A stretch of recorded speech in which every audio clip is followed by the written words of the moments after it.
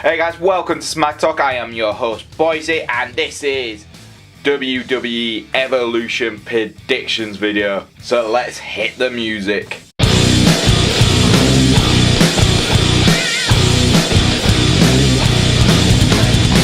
So first things first, let's look at probably the first match of the night, and it's going to be Toni Storm versus Io Shirai. This is the Mae Young Classic final. The Mae Young Classic has been an absolutely brilliant tournament, and I've enjoyed every single second of it. So having the finals at Evolution makes sense. The only thing is, there's not much of a storyline, but it's a tournament-based final, so it makes sense there's not going to be big storylines going into it. But Shirai, who is classed as the best women's wrestler in the world, and Toni Storm, who for me is one of the best women's wrestlers in the world, kinda is exciting. I really want to see who wins. I'm going to go for Toni Storm because I think it'd be great for someone who's in the UK, NXT UK division to win that tournament and take that with her to shows and stuff like that, because I think it would be brilliant. And let's be honest, in a few years' time, I could see both women challenging for WWE titles on the main roster. So yeah, I'm going for Toni Storm, but I think it's going to be such a close call event. I mean, Io Shirai will come off looking brilliant because she is one of the best, but I think WWE are going to very much advertise the UK, NXT UK by having Toni Storm win. Next up, we're going to look at the NXT Women's Championship between Kairi Sane and Shayna Baszler. This is a rematch from TakeOver and also from Mae Young Classic finals last year. So this is exciting. These two have really good chemistry. They have a brilliant story which WWE have been putting together on NXT, where both women started off at the Mae Young Classic, pretty much had an interesting route into NXT. Shayna became the most dominant, fierce heel woman in NXT roster and beating a beloved NXT Women's Champion in Ember Moon. I mean, Kairi Sane has been the last woman standing and finally able to beat this monster of a woman to get the NXT title last time at NXT TakeOver. So now that we have both women competing on the first ever all-women's pay-per-view, how do I think this is going to go? I think Kairi's going to win because I think they really are going to have to push Shayna Baszler up to the main roster. She's already good enough to be up there, and I think she'll be a dominant threat whatever brand she goes to, either Raw or SmackDown. But this could be her go-home match for her NXT career, and I think this would be a great way to send her off in an absolute high-hitting, brilliant match. I wish there was like a stipulation or something, like a ladders match or something like that, to really elevate the match itself. But unfortunately, we're not going to get that in this one. It's just got a singles match anyway, but it's going to be definitely one of the best matches of the night. Now, this is when WWE Evolution starts to lose its tracks a little bit, and this is the 6-woman tag team match between Natalya, Sasha Banks and Bayley taking on the Riot Squad. Because we've had no build up to it really, we've had a few singles, like 2 singles matches, and that's it. Does anyone actually care? Why are they even fighting? Oh, because the Riot Squad put mustard and ketchup on Natalya's door? Okay. Or was it because the Riot Squad jumped Natalya when she was going to accept the open challenge for Ronda Rousey's Raw Women's title? Maybe? We don't know. There's no real reason for these 6 women to be battling it out. But apparently WWE are just pushing them together and hoping we're going to have a good match. We are going to have a good match because the Riot Squad have definitely improved since their move to Raw. And I think Sasha Banks and Bayley and Natalya are veterans enough to go, we can carry this match and have a fantastic, in-ring ability. So that I'm not worried about the in-ring skills. It's just, hopefully it's not going to be 2 minutes long, because I've got feelings WWE are just going to go, 2 minutes, have the baby faces win, and that's it.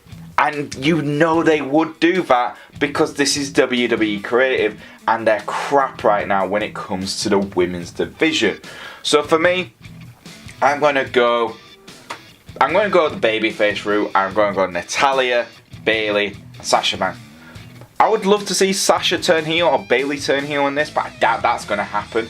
So there we go. Next up, we have the first historic all-women's Battle Royale. Well, this the minute they announced this one, it was like, really? We're having pretty much... Do you remember the Divas Battle Royale at WrestleMania? Yeah, I remember it. You definitely remember it.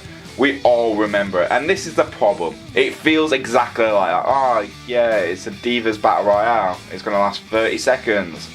No, I hope it lasts quite long.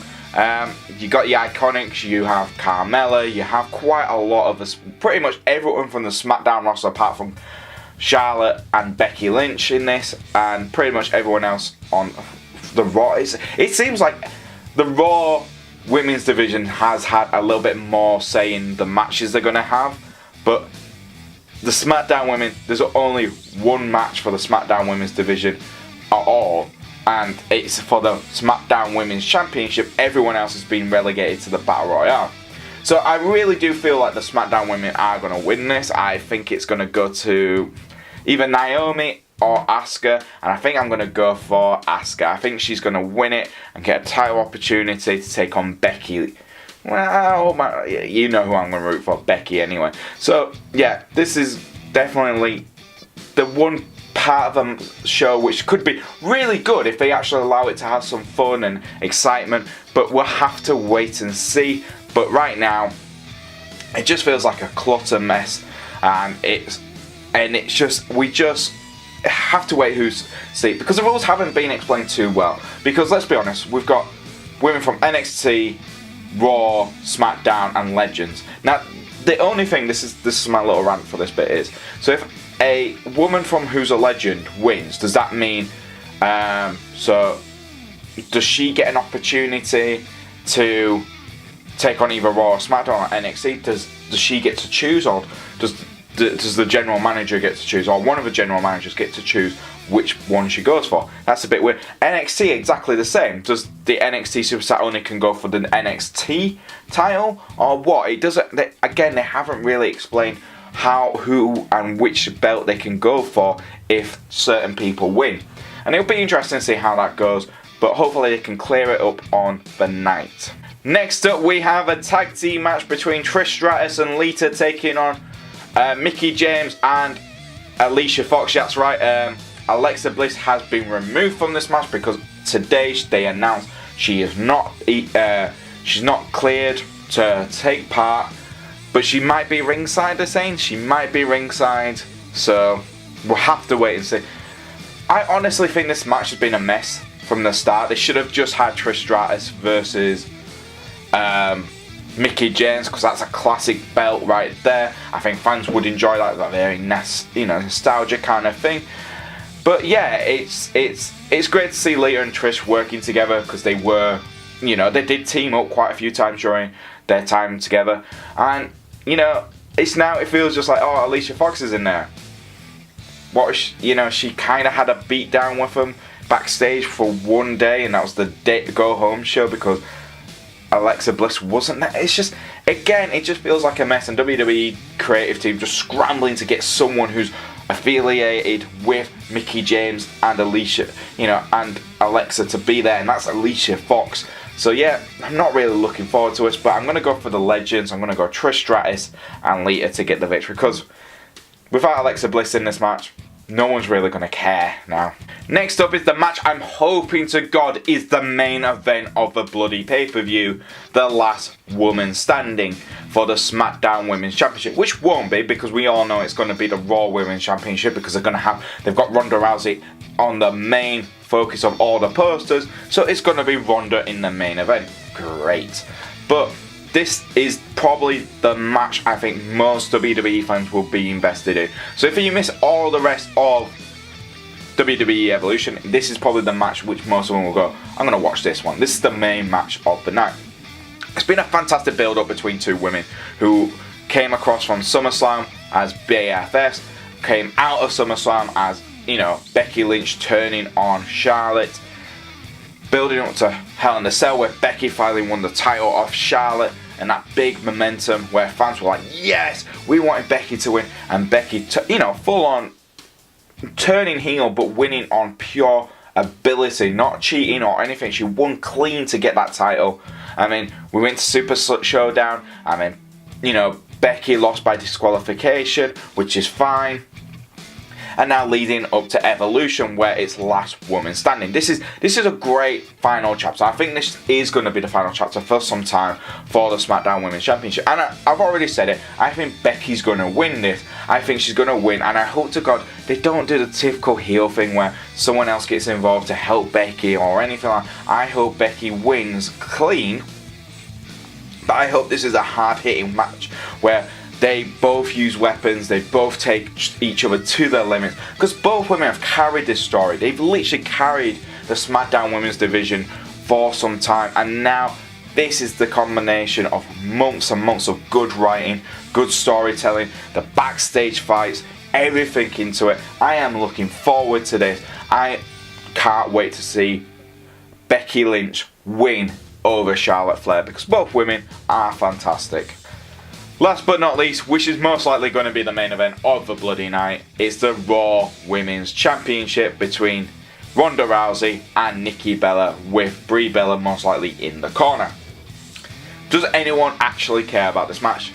No, we honestly don't. I feel sorry for Ronda because she has improved, and she's got better and better and better, but it just feels like right now, with everything going on, it just feels lackluster going into it. Nikki and Brie have come out looking better on the promos than Ronda Rousey, unfortunately, with Ronda's promos pretty much speaking like the internet. Oh, you only got here because you slept with John Cena and both of you just stole your men's moves. Kinda true. But it just feels really catty. The whole way this has been built up has been very, very poor. But I think Ronda and Nikki will have a good match. I think Ronda will carry the match, unfortunately. I don't think Nikki is.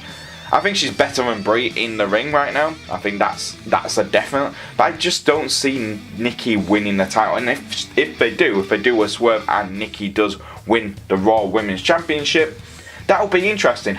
Obviously, she will have to cheat to win, and I reckon that's what could have some twin magic maybe. But it's very hard since Brie now. You can see physical differences between Brie and Nikki, but we'll have to wait and see. So yeah, I'm going to go for Ronda Rousey to win this. I think this is going to be, there's not going to be any title changes in this. I think this is just going to be a very, very interesting pay-per-view. And there you go, guys. That is our WWE predictions video. Well, mine anyway, Mr. J. Again, is very much like Brock Lesnar, not submitting any predictions, yet still being predictions champion. I don't know how that works.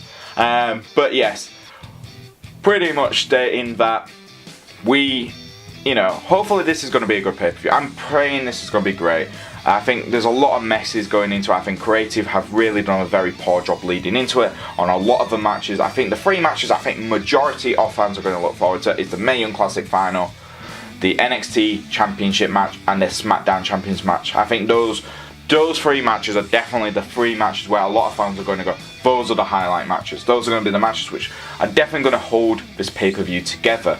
Now, everything else just feels like an absolute mess, and I think that's because, I hate to say this, I sound like a broken record with a lot of WWE fans, but I think WWE Creative do need to sign a women's writer to help out when it comes to stuff like this. I think it's very, very stupid that they've not had anyone come in and help with this kind of, because it's feel like that the dialogue and everything like that for majority of the women are very, very, very bland and very mean girl style of writing.